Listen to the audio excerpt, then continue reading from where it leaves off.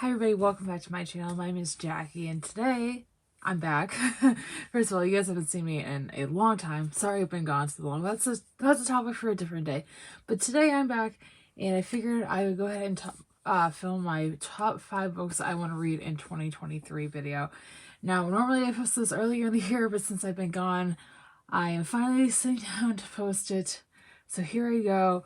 This year it's going to be, I'm very ambitious with my reading plans, I will say that, guys. I have a lot of plans for 2023. This is just some of them. More to come in future videos.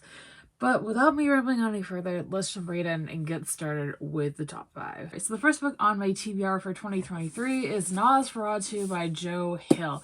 Now, this is a book that I recently picked up, I think at the end of 2022, for a few different reasons. Number one, this is written by Stephen King's son, who, if you guys don't know, I love Stephen King.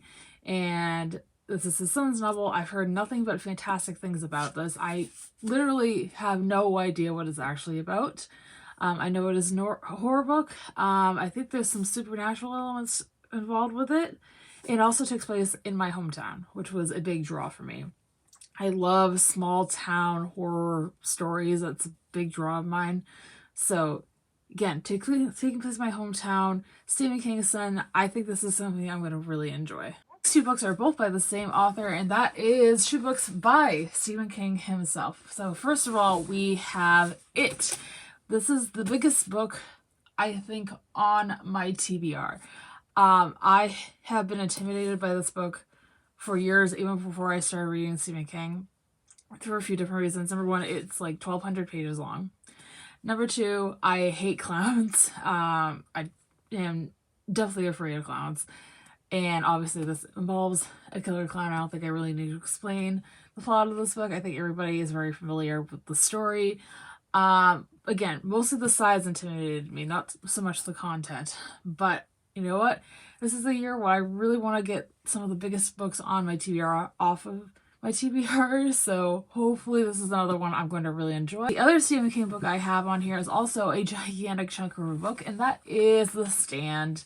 This is a book I actually started a couple of years ago, and it just never finished. I had a mass market paperback edition of it, and I think that's probably why I never finished it, because it was so tiny and the print was so tiny.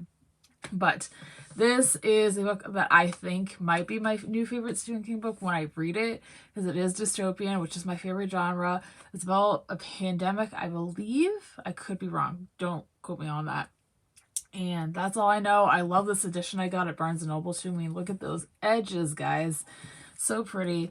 Again, another book that I've heard nothing but fantastic things about from anybody who's read it. So this is going to be the year that I get off my TBR. This book on my TBR is one that it still intimidates me. This might be the most intimidating book on my TBR, and that is House of Leaves by Mark Z. Danielewski. This book, as much as it's been catching my eye recently because I really am intrigued to read it, scares the crap out of me, because if you guys aren't familiar with the way it's laid out, it is set up kind of like a textbook. That's the way I have seen it described. And it is basically a story, and then there's a story in the footnotes of that story, and there's another story in the footnotes of the other story. So it's 3 stories in one, which I have a love-hate relationship with.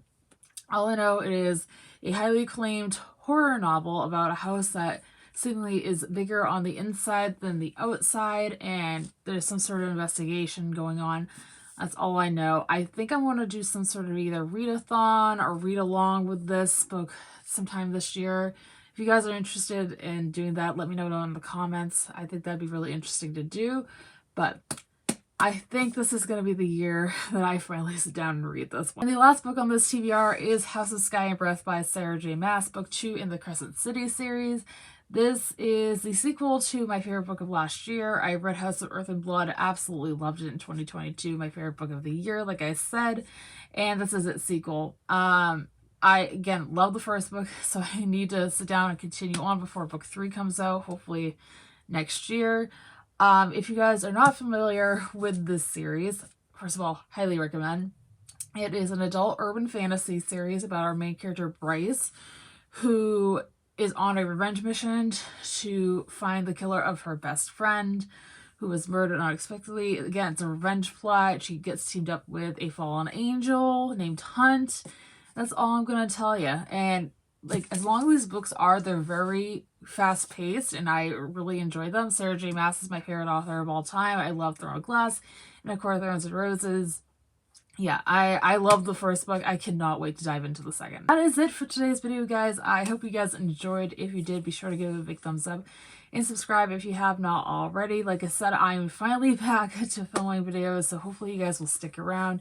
And let me know in the comments down below what some of the books you wanted to read in 2023 are, as I would love to know. And as always, all my social media links are linked down below for you guys to check out if you have not already. All being said, I hope you guys have a fantastic rest of your day. Stay safe, stay healthy, and I'll see you guys next time. Bye!